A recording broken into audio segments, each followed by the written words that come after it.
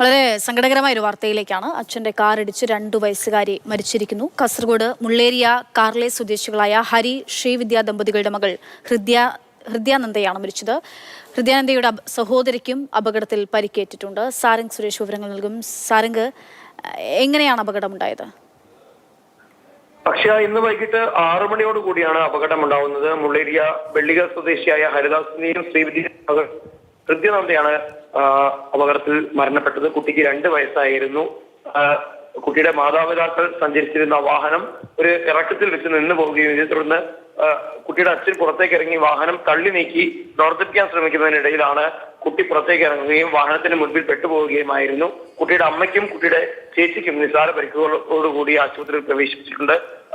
അപകടത്തെ തുടർന്ന് സാരമായി പരിക്ക് പറ്റിയ കുട്ടിയെ പിന്നീട് ആദ്യഘട്ടത്തിൽ തന്നെ മുള്ളേരിയ സഹകരണ ആശുപത്രിയിലേക്ക് എത്തിച്ചെങ്കിലും ജീവൻ രക്ഷിക്കാനായില്ല. കുട്ടിയുടെ മൃതദേഹം ഇപ്പോൾ കാസർഗോഡ് ജനറൽ ആശുപത്രിയിൽ സൂക്ഷിച്ചിരിക്കുകയാണ്.